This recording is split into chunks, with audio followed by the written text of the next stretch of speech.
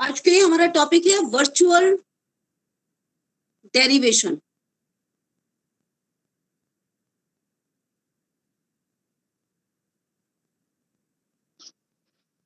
हमने forms of inheritance पढ़ा था कि इनहेरिटेंस किस किस तरह से हो सकती है, एंड एक हमारे पास वहां पे था मल्टी पाथ इनहेरिटेंस।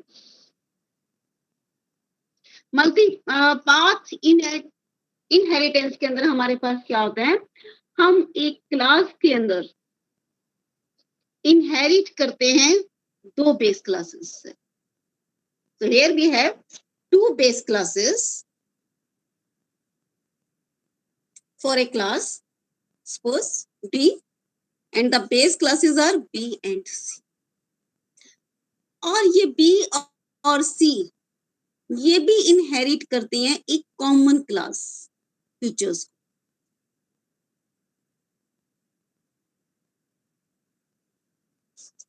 तो that's why it is known as multi path. अब क्या है कि D जो है वो अगर A के फीचर्स को इनहेरिट करना चाहता है तो it can do that through B, A, B, D, A, C और D। तो ये इनहेरिट we have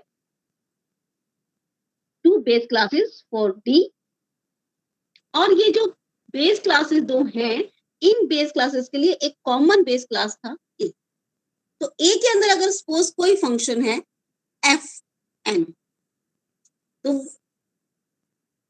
अब आपको पता है कि जब हम इनहेरिट करते हैं तो we inherit all the functions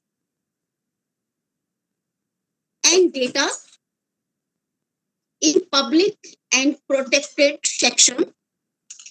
तो जो पब्लिक एंड प्रोटेक्टेड सेक्शन में जो बेस क्लास का डेटा होता है और जो फंक्शंस होते हैं वो सारा का सारा इनहेरिट हो जाता है ड्राइव्ड क्लास के। अब इसका मतलब ए का फंक्शन जो है वो आपका इनहेरिट होगा ई के अंदर, तो एफ एन भी इनहेरिट हो जाएगा, और डी क्योंकि वो भी इनहेरिट कर सकता है। अगर पब्लिक है आपका तो पब्लिक क्या है वो फिर से अगेन इनहेरिट हो जाएगा डी में, तो एफ एन जो है that is also inherited by D.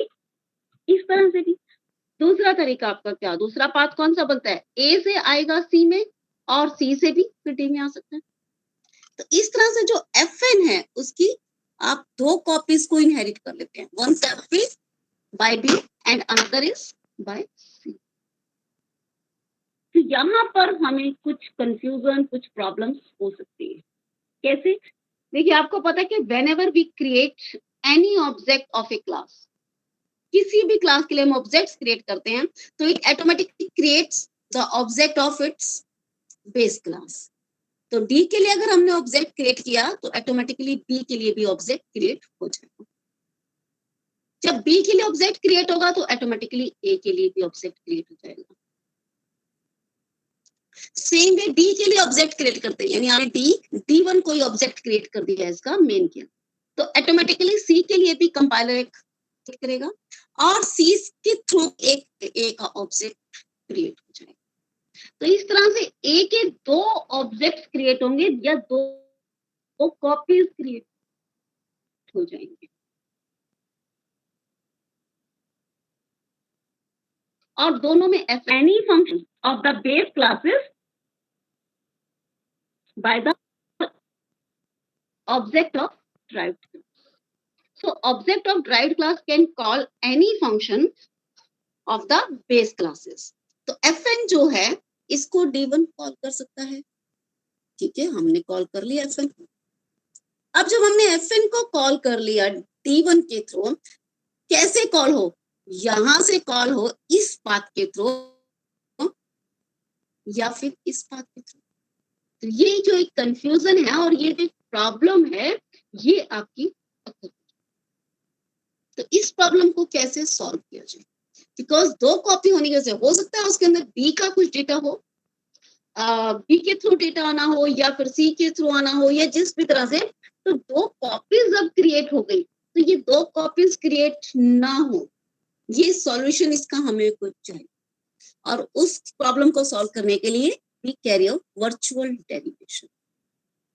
हम वर्चुअल डेरिवेशन करते हैं। वर्चुअल डेरिवेशन से क्या होगा, the D will inherit only a single copy of A. तो एक बार अगर बी से उसके पास कॉपी आ गई है तो फिर वो उस किसी भी दूसरी बेस क्लास से सेम क्लास के लिए इनहेरिट नहीं करेगा data, and that can be achieved by using inherit function. Now virtual derivation concept is related to multi-path inheritance। तो ये एक्चुअली क्या है, मल्टी पाथ इनहेरिटेंस के केस में जो प्रॉब्लम आती है उस प्रॉब्लम को सॉल्व करने के लिए यूज किया जाता है। तो प्रॉब्लम ये तभी आएगी जब एक ड्राइव्ड क्लास के पास दो बेस क्लासेस होंगी and those two base classes have one common base class. Problem तभी आनी है जब किसी भी क्लास है one the class D, and this D class has two base classes B and C, and these have a common base class A। अगर B और C के पास common base classes नहीं होती, suppose B के पास A होती और C के पास कोई F होती या कोई भी नहीं होती, तो आपको कोई प्रॉब्लम नहीं होनी थी। अगर A से C पास बना हुआ है वो एग्जिस्ट ही नहीं करता होता तो कोई प्रॉब्लम नहीं थी, क्योंकि उस केस में आपका जो फंक्शन Fn है वो सिर्फ B के थ्रू ही आ जाता। तो ये प्रॉब्लम इस पर्टिकुलर इनहेरिटेंस के केस में ही आपको विजिबल हो रही है, प्रॉब्लम देती। तो A is a indirect base class for class D. Now this is known as the diamond problem. Why diamond problem? You can see यहाँ आपका क्या है, यहाँ पर आपका डायमंड बना हुआ है। अगर आप इस तरह के स्ट्रक्चर को आपने देखा होगा कि पहले भी जैसे हम लोग इसको जब फ्लो चार्ट्स भी बनाते हैं तो हम डायमंड शेप बोलते हैं ना, इस तरह की शेप को। तो ये डायमंड प्रॉब्लम इसमें। तो डायमंड प्रॉब्लम कब होती है, now if class D want to inherit a member function of class A. अगर ए के मेंबर फंक्शन को इनहेरिट करना चाहते हैं तब भी ये प्रॉब्लम होगी। If the function is inherited from B और सी तो कोई प्रॉब्लम नहीं है। अगर बी और सी की कोई फंक्शन है और वो डी इनहेरिट करना चाहती है तो कोई प्रॉब्लम नहीं। बट अगर वो फंक्शन ए का होगा और उसको इनहेरिट करना चाहती है, ऑफ कोर्स प्रॉब्लम है। It result in ambiguity if these two classes inherit from same class A with public or protected access specifiers। अगर प्राइवेट के साथ करेंगी तब भी प्रॉब्लम नहीं होगी। ए क्लास ने प्राइवेट के साथ कर लिया, कोई प्रॉब्लम नहीं। रीजन ये है कि प्राइवेट करते ही जो डेटा ए से इनहेरिट किया जाएगा या जो फंक्शन ए से इनहेरिट किया जाएगा वो आपका बी के अंदर प्राइवेट बन जाएगा। अगर बी प्राइवेट इनहेरिट करे ए को तो all the member function and data of A becomes private in B, और फिर वो बी से डी में इनहेरिट हो ही नहीं सकते, because you know the private member function and data type can not be inherited in any case. Base class का private वाला जो पोर्शन है वो कभी इनहेरिट नहीं हो सकता। तो प्रॉब्लम भी तब आएगी जब वो ए के अंदर पब्लिक या प्रोटेक्टेड में है, जब वो बी ने पब्लिक या प्रोटेक्टेड मोड में इनहेरिट किया है, और जब जो बेस क्लासेस हैं वो भी किसी एक कॉमन बेस क्लास से इनहेरिट कर रही है। लेकिन फिर भी ये प्रॉब्लम आ सकती है क्योंकि कभी ना कभी चांसेस तो हैं। So it is not clear to compiler through which of these two copies of the base class B and C it access member function of A।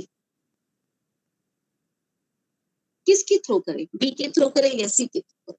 This issue can be resolved if the right class C inherit only single copy of member function। तो आपके पास अगर Fn की D के अंदर एक single copy आती है तो there will be no problem। So this is accomplished by using keyword virtual। तो virtual keyword का एक और यूज यहाँ पर आता है। This method of using virtual keyword with inheritance, या फंक्शन के साथ लगाया था तो वर्चुअल फंक्शन था, अब हम इसको यूज कर रहे हैं inheritance. Virtual inheritance is a method that ensure only one copy of base class member variable are inherited by grandchild derived class. Remember, by grandchild. क्योंकि ये प्रॉब्लम डी में है, ग्रांड चाइल्ड में है, बी और सी के साथ ये प्रॉब्लम नहीं है, because they are independent. B के अंदर बी के ऑब्जेक्ट के थ्रू कॉल करोगे तो उसको पता है कि ये अपनी कॉपी, सी के थ्रू करोगे तब भी कोई प्रॉब्लम। प्रॉब्लम तब है जब ग्रांड चाइल्ड इनहेरिट कर रहा है। So this can be done if class B and C inherit class A as a virtual class. जब वो आपका वर्चुअल क्लास के थ्रू इनहेरिट कर लेगा तो फिर ये प्रॉब्लम जो है ये दूर हो जाएगी। अगर virtual inheritance is used when we are dealing with multipath inheritance and want to prevent the multiple instances of same class. Now, how can we define virtual derivation? That can be achieved by using, virtual keyword. So here we have the example, or you can say the syntax for writing the virtual derivation. Class parent 1.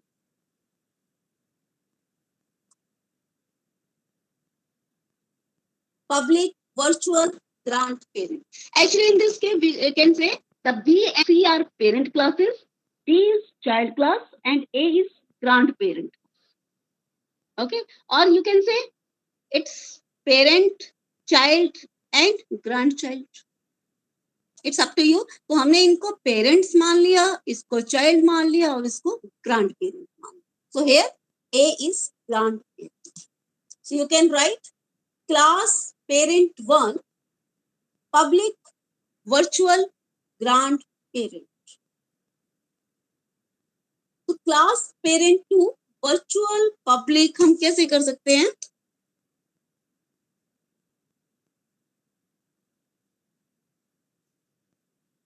तो syntax आपका क्या हुआ? आपने class post define करनी है parent class जैसे be define कर, तो आप क्लास बी जब डिफाइन करेंगे, क्लास बी, हमारा तरीका यही था ना कि हमने इसको पब्लिक एक्सेस किया, मान लीजिए ए को, तो आप एक वर्चुअल वर्ड भी लिख देंगे और it can be written as class B public virtual.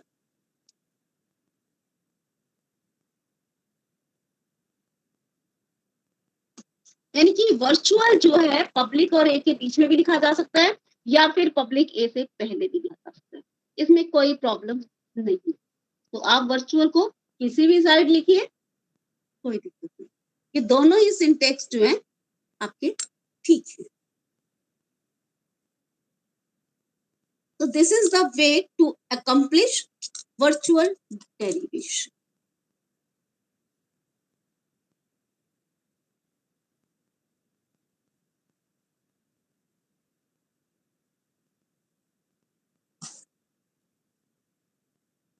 Okay, this is all about virtual derivation.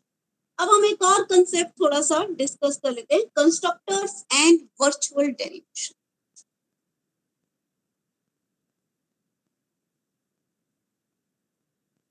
You all know constructors. These are the functions which execute automatically at the time of creation of object. तो जब हम किसी class के लिए object create करते हैं तो constructor वो फंक्शन है जो ऑटोमेटिकली एग्जीक्यूट करते हैं और इनका नाम वही होता है जो क्लास का नाम होता है. यानी कि if we have a class B, तो क्लास बी के अंदर जो कंस्ट्रक्टर हैं, जो फंक्शन बी है, वो कंस्ट्रक्टर होते हैं. तो class name and function name जब सेम हो जाता है तो those function are known as constructor and they automatically execute at the time of creation of object of class B. तो class B के लिए अगर आप कोई ऑब्जेक्ट B1 डिफाइन करते हो तो ऑटोमेटिकली ये B फंक्शन भी एग्जीक्यूट हो जाए.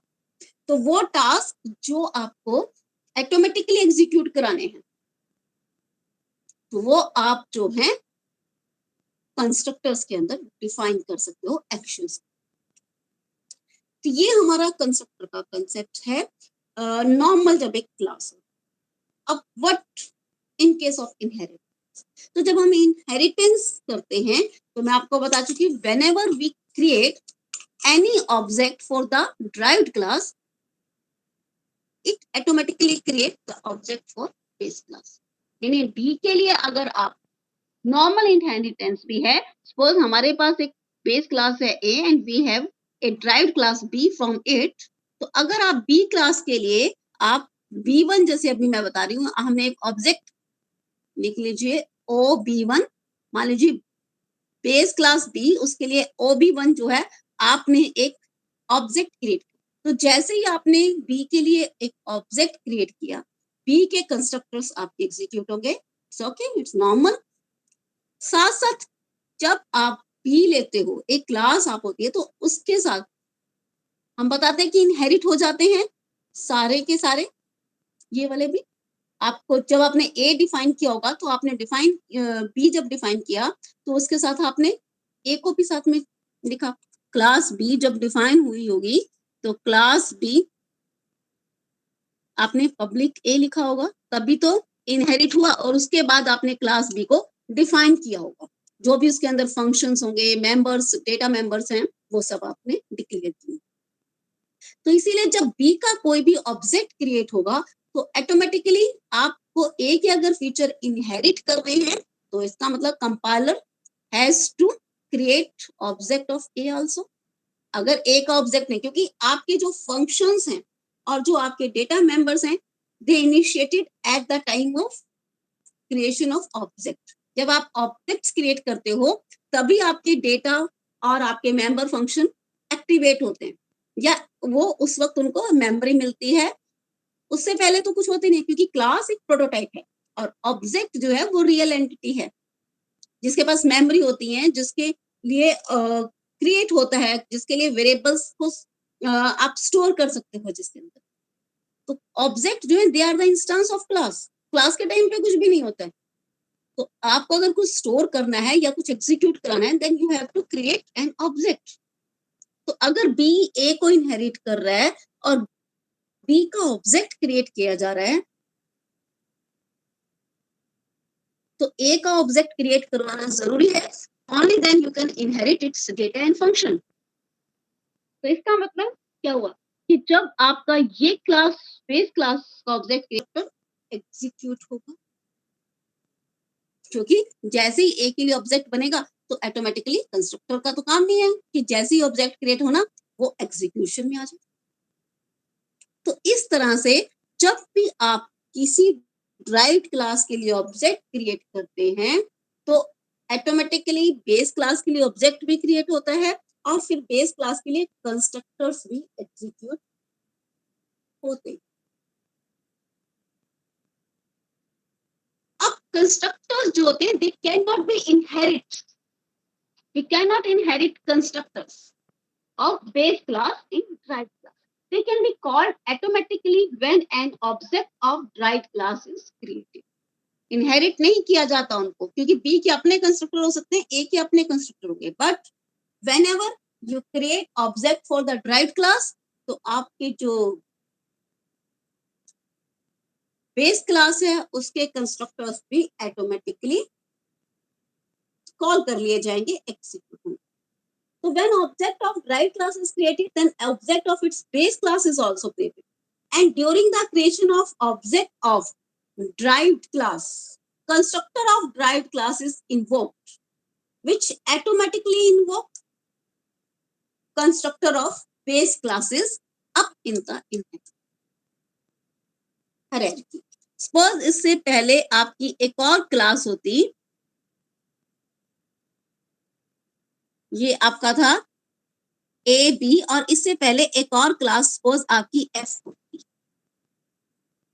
तो क्या होता कि बी का ऑब्जेक्ट क्रिएट करने पे ए का ऑब्जेक्ट क्रिएट होता और ए का ऑब्जेक्ट क्रिएट करने पे ऑटोमेटिकली एफ का ऑब्जेक्ट क्रिएट होता। तो इस तरह से बी से ए से एफ पे आ पाते और सबके ऑब्जेक्ट क्रिएट होते चले जाते। तो ये हायरार्की में ए से पहले जैसे ही ए का करने लगेंगे उससे पहले एफ का होगा। तो जब बी का ऑब्जेक्ट क्रिएट करोगे it create object of A first, तो ए से फिर पहले फिर बी पे चला जाएगा, तो हायरार्की में ऊपर ऊपर ऊपर चलता चला जाएगा। तो क्या होगा कि आपका जो कंस्ट्रक्टर है, फिर सपोज हायरार्की में सबसे ऊपर एफ है, तो पहले इसके लिए कंस्ट्रक्टर एग्जीक्यूट होगा, फिर इसके लिए कंस्ट्रक्टर एग्जीक्यूट होगा और फिर इसके लिए कंस्ट्रक्टर एग्जीक्यूट।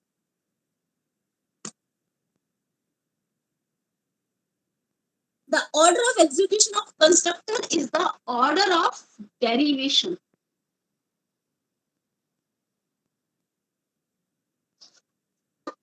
B के लिए ऑब्जेक्ट क्रिएट करते ही आपका ए के लिए पहले ऑब्जेक्ट क्रिएट करना पड़ेगा, तभी बी के लिए ऑब्जेक्ट क्रिएट होगा, क्योंकि तभी इनहेरिट होगा।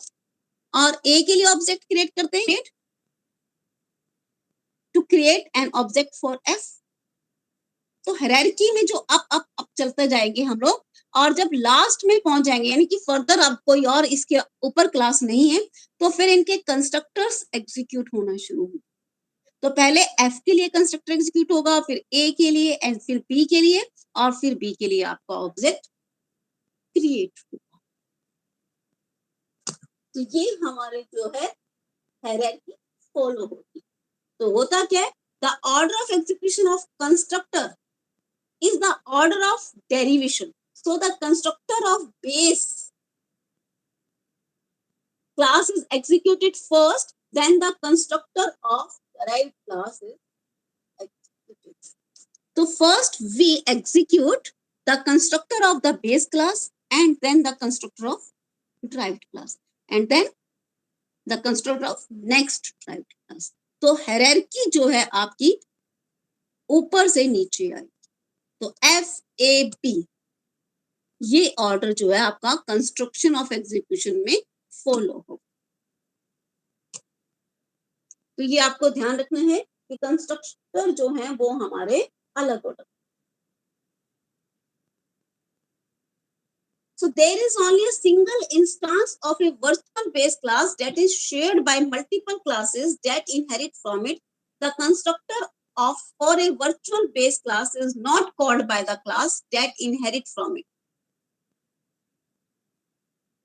Instead, the constructor is called by the constructor of the concrete class. Okay मैंने आपसे पूछा था कि वो क्लासेस कौन सी होती हैं जिनके ऑब्जेक्ट्स क्रिएट किए जा सकते हैं। ए class whose object can be created are known as concrete class. So whenever the derived class default constructor is called, the base class default constructor is called